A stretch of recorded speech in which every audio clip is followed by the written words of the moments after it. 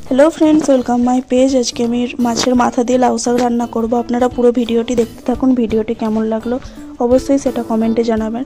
आमि एखाने लाउ शाक रान्नार जोन्नो लाउ शाकेर डाँटा साथे किछु आलू केटे नियेछि, बिन्स और सीम गाजर बेगुन सब भालो करे केटे धुए रेखेछि, साथे लाउ शाकेर पाताकेও केटे रेखेछि। एखाने माछेर माथाटिके नुन हलुद दिए भालो करे फ्राई करे रेखेछि और किछु एखाने गोटा मशला केও आगे থেকে বেটে রেখেছি।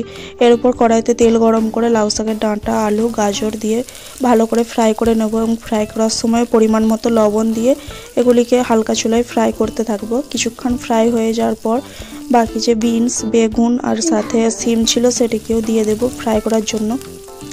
সব সবজিগুলি ভালোভাবে ফ্রাই হয়ে গেলে তারপর কেটে রাখা লাউ শাকের পাতাটিকেও দিয়ে দেব। লাউ শাকের পাতা দিয়ে কিছুক্ষণ ফ্রাই করার পর আমি এখানে যে যখন লাউ শাকের পাতাটি গলে যাবে সাথে আমি এখানে যে গোটা কিছু গুঁড়ো মশলা দেব, ধনিয়া গুঁড়ো সাথে লঙ্কার গুঁড়ো এবং হলুদের গুঁড়োও দিয়ে দেব।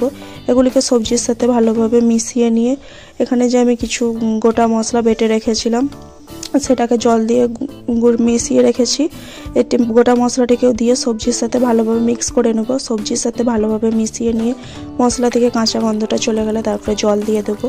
বাকি সবজিগুলো সিদ্ধ হওয়ার জন্য ছেড়ে দেবো। সবজিগুলি যখন ভালোভাবে সেদ্ধ হয়ে যাবে তখন নামিয়ে নিয়ে এখানে আমি কড়াইতে তেজপাতা শুকনো লঙ্কা পাঁচফোড়ন দিয়ে তারপর একটি ছোট টমেটো কেটে সেটিকে কড়াইতে দিয়ে দেবো। টমেটোটা ফ্রাই করতে থাকবো। টমেটোটা যখন গলতে শুরু হবে তখন এর উপর যে ফ্রাই করে রাখা মাছের মাথাটিকে দিয়ে কিছুক্ষণ ফ্রাই করে নেব। মাছের মাথাটি যখন ফ্রাই করে নেওয়ার পর নামিয়ে রাখা সবজিটি দিয়ে একটি ঢাকনা দিয়ে দেব।